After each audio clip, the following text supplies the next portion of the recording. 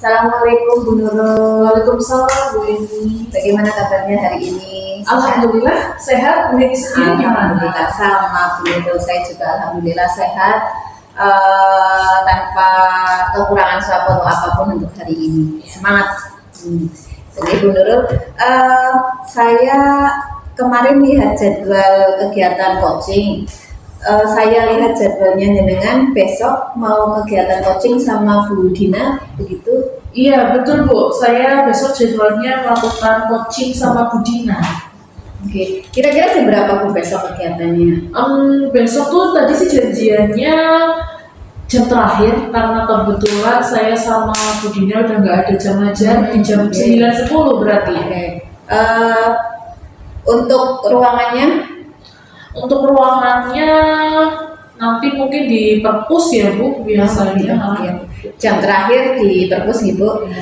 Mohon izin, besok saya akan melakukan kegiatan supervisi untuk coachingnya jenengan sama Bu Dina. Kira-kira diperbolehkan atau tidak Bu? Oh iya silakan aja Bu, saya malah jadi senang kalau di supervisi atau diobservasi oleh Bu Heni. Oke. Terima kasih untuk izinnya Bu Nurul. Tapi sebelum kita melakukan kegiatan supervisi besok, hari ini saya ingin menyampaikan kegiatan pra supervisi atau pra observasi, di mana di kegiatan pra observasi ini saya ingin menyampaikan rubrik penilaiannya terlebih dahulu. Di mana rubrik penilaian itu meliputi apakah kegiatan coaching yang jenengan lakukan besok sudah mengikuti alur tirta yang memuat tujuan, identifikasi, kemudian rencana aksi dan tanggung jawab. Kemudian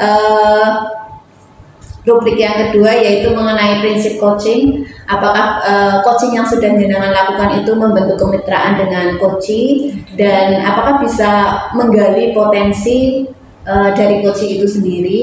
Kemudian rubrik yang ketiga yaitu kompetensi coaching, di mana kompetensi coaching itu meliputi 3 hal, yaitu present atau kehadiran penuh, kemudian mendengarkan dengan aktif, dan memberikan pertanyaan berbobot. Kira-kira dari 3 rubrik penilaian tadi, kira-kira Bu Nurul ingin mengembangkan kompetensi yang mana Bu? Saya ingin mengembangkan kompetensi yang coaching ya. Kompetensi coaching yang itu Bu, yang ada tentang riset, terus mendengarkan secara aktif, dan mengajukan pertanyaan berbobot. Kira-kira dari 3 kompetensi itu, ada present, kemudian mendengarkan dengan aktif, dan memberikan pertanyaan berbobot, yang lebih spesifik lagi mungkin Bu Nurul bisa lebih ingin ditingkatkan? Yang lebih spesifik ya Bu, mungkin yang ini aja, yang mendengarkan secara aktif. Aktif. Apakah dari mendengarkan secara aktif yang kemarin-kemarin Bu Nurul sudah lakukan saat kegiatan coaching, yang mana yang di bagian mana, atau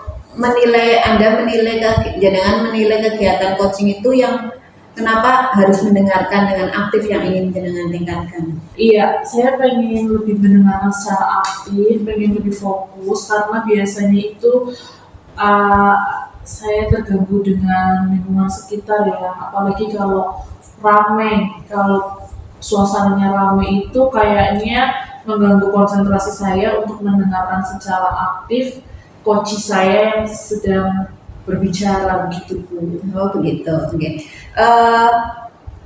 Kemudian tujuan setelah kita nanti melakukan observasi, kira-kira tujuan ketercapaian dari mendengarkan aktif itu yang kira-kira jenengan anggap maksimal itu yang seperti apa? Jika saya bisa fokus, kemudian mendengarkan secara aktif dengan baik dan menyimak coach yang sedang berbicara, gitu Bu. Oke, terima kasih Bu Nurul. Saya kira cukup untuk kegiatan pra-observasi hari ini. Semoga besok saat kegiatan coaching apa yang jenengan sampaikan tadi tujuannya bisa tercapai. Oke, terima kasih. Selamat melakukan kegiatan coaching. Kita ketemu lagi besok di jam terakhir. Terima kasih Bu Nurul.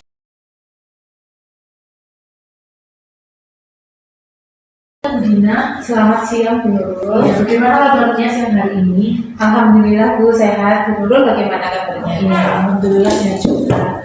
Nah, hari ini kita mau ngobrol-ngobrol ini ya. Kemarin katanya Bu Dina pengen di coaching sama saya. Nah, ada apa sih Bu Dina? Begini Bu Nurul, saya ingin curhat atau cerita mengenai pembelajaran yang akan saya lakukan minggu depan Bu. Oke. Kira-kira apa tujuan kita melakukan coaching siang hari ini atau ngobrol-ngobrol siang hari ini? Tujuannya atau harapan saya Bu dengan Harapannya, coaching hari ini itu saya akan semakin percaya diri, saya semakin mantap untuk menerapkan rencana pembelajaran saya untuk kegiatan minggu depan Bu. oke.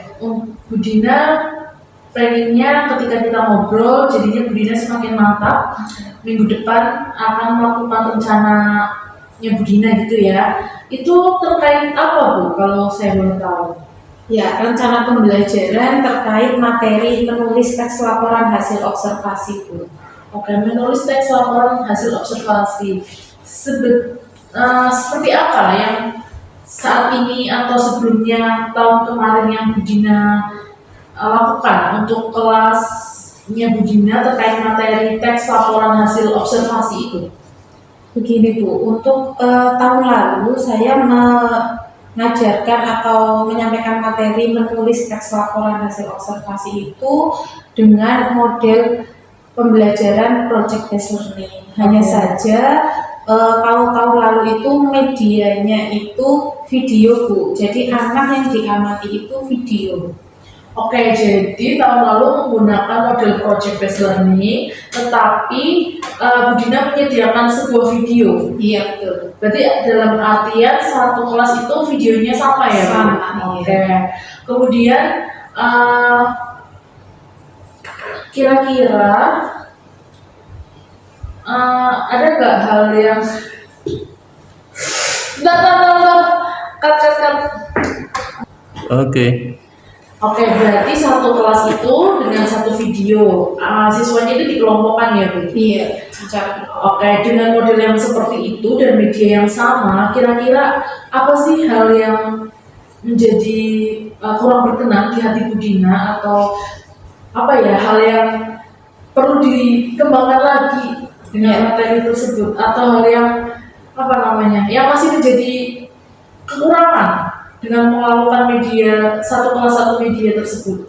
Ya, di sini saya mengevaluasi Bu dengan satu video itu hasilnya anak produknya itu teksnya temanya semuanya sama karena memang videonya sama begitu Bu. Jadi ketika dipresentasikan itu anak cenderung bosan karena satu kelompok dengan kelompok yang lain itu temanya sama, dipresentasikan secara berulang-ulang, tentunya menimbulkan kebosanan bagi anak Bu. Oke, berarti di sini karena dengan tema yang sama, kemudian siswa itu berkelompok maju, tetapi temanya sama membuat peserta didik yang lain atau siswa yang lain tidak antusias ya dalam melihat teman kelompoknya mempresentasikan. Nah, untuk itu kira-kira Bu Dina ada gagasan lain tidak supaya siswa itu lebih antusias dalam belajar teks laporan hasil observasi?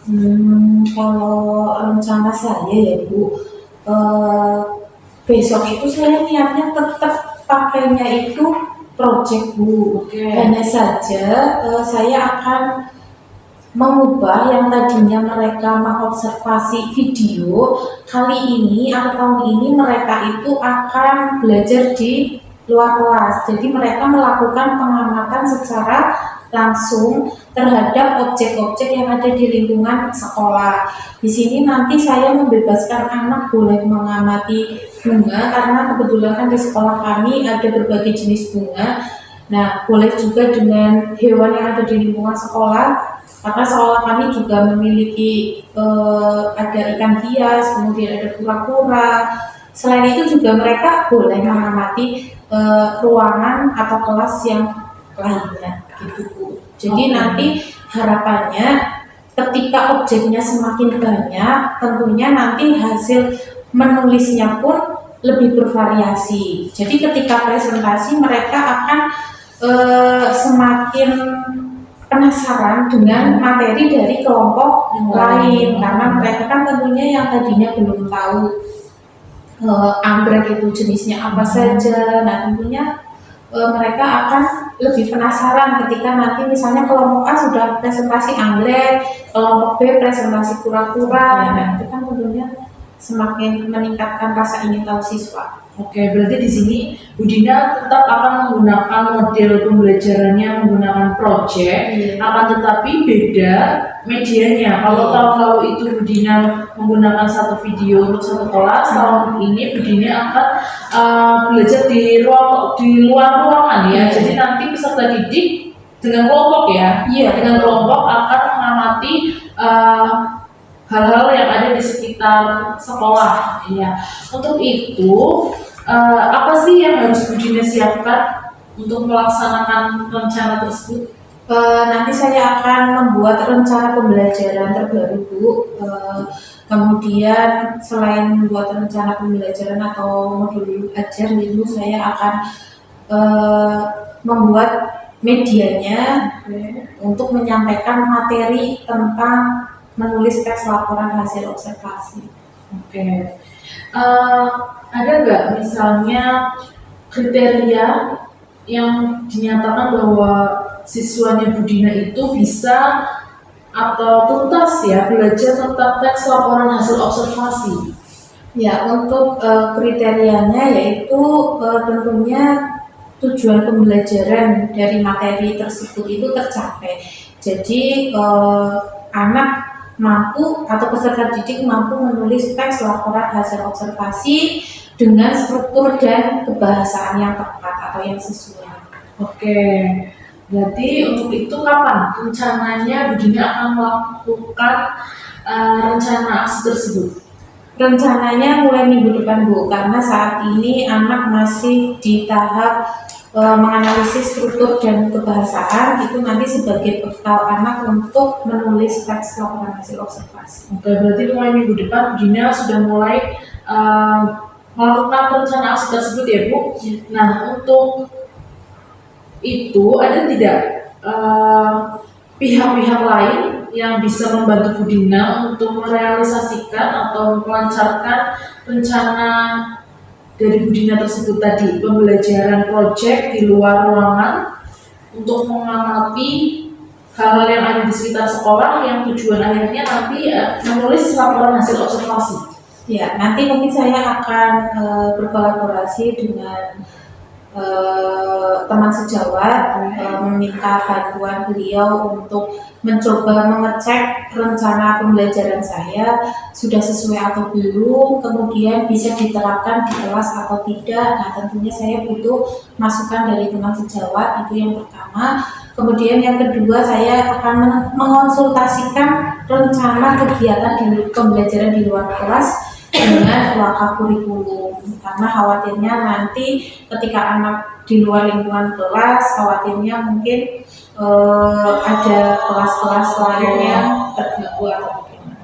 Oke, jadi Bu Dina tetap membutuhkan pihak lain ya untuk melancarkan rencananya Bu Dina tadi. Oke, saya sependapat dengan Bu Dina. Berarti kalau seperti ini, nanti pembelajarannya Bu Dina itu sudah termasuk ke dalam diferensiasi produk ya, sehingga nanti harapannya yang tadinya siswa presentasi dengan melihat tema yang sama, harapannya nanti ke depan siswanya jadi lebih antusias ya Bu. Untuk itu apa sih kira-kira dengan tadi kita ngobrol-ngobrol yang bisa Bu Dina simpulkan dari perbincangan kita siang hari ini? Yang dapat saya simpulkan di sini, saya harus menggunakan media pembelajaran yang berbeda di sini. melakukan kegiatan pembelajaran yang lebih kontekstual, di mana anak bisa terjun langsung ke lapangan untuk melakukan penelitian. Jadi ketika anak terjun langsung melakukan penelitian dengan tema yang berbeda-beda, tentunya akan semakin menarik dan meningkatkan rasa ingin tahu siswa gitu Bu. Oke, jadi sudah ada gambaran yang lebih jelas lagi ya setelah kita ngobrol-ngobrol tadi. Yang tadi Ibu Dina masih sedikit masih ragu. Sekarang ternyata setelah kita ngobrol-ngobrol, Dina jadi semakin mantap untuk melakukan model pembelajaran project dengan tema yang berbeda-beda, yang dimana harapannya setiap kelompok nantinya akan lebih antusias melihat kelompok lain berpresentasi. Oke, seperti itu saja Bu Dina. Menurut saya rencananya aksinya Bu Dina sudah baik. Ada yang mau ditanyakan lagi? Sepertinya sudah cukup Bu. Sudah ya, semoga rencana aksinya berjalan dengan lancar. Terima kasih. Kalau begitu saya kembali ke ruangan Ibu. Terima kasih Bu Nurul.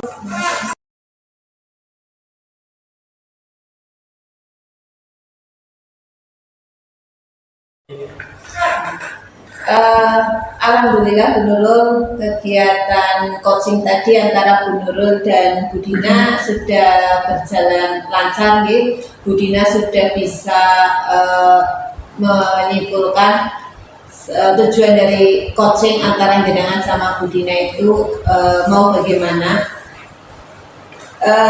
Dari kegiatan coaching tadi, kira-kira penilaiannya Bu Nurul sebagai coach tadi bagaimana Bu? Menurut saya untuk presence, kehadiran penuh sudah saya lakukan. Kemudian saya sudah mencoba mendengarkan dengan aktif. Kemudian dengan cara saya ikut mencatat.